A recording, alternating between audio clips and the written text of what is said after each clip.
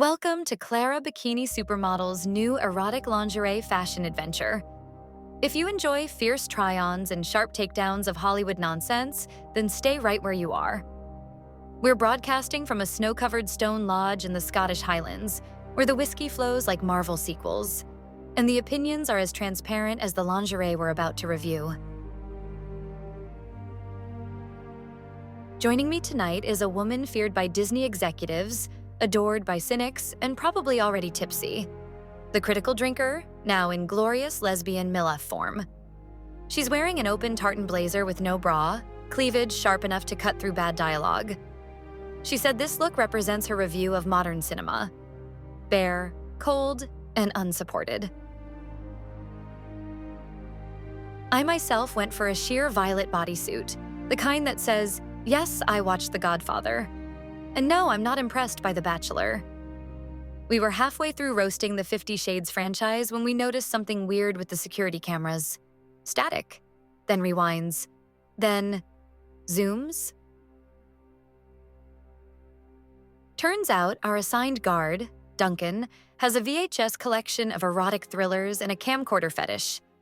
He's somewhere in this house, watching us like we're in Night Eyes Part 4, Highland Heat. The drinker poured another glass and muttered, "Go away now." I locked the door because I've seen this movie before. Spoiler, it ends in screams and a shattered mirror. So stick around, because this lingerie review just got intimate. The critical drinker was hammered, again.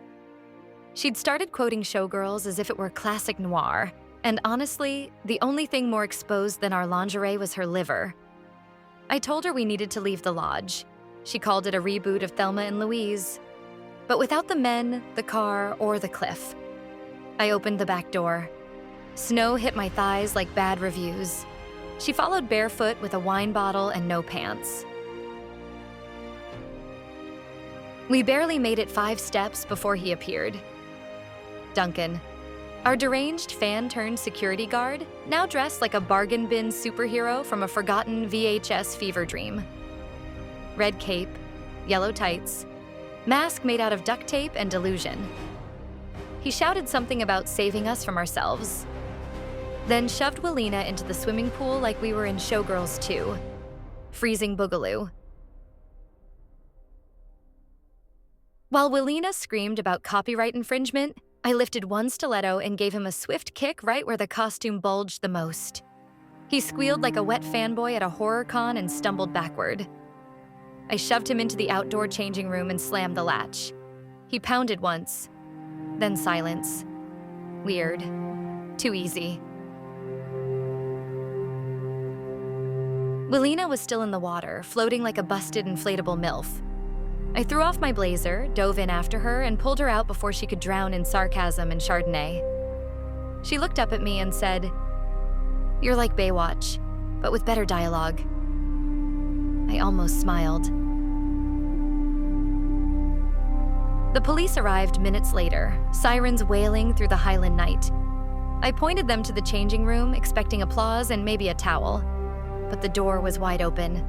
Duncan was gone. All that remained was the soaked superhero costume laid neatly on the bench like a final frame in a bad erotic thriller. We came here for fashion.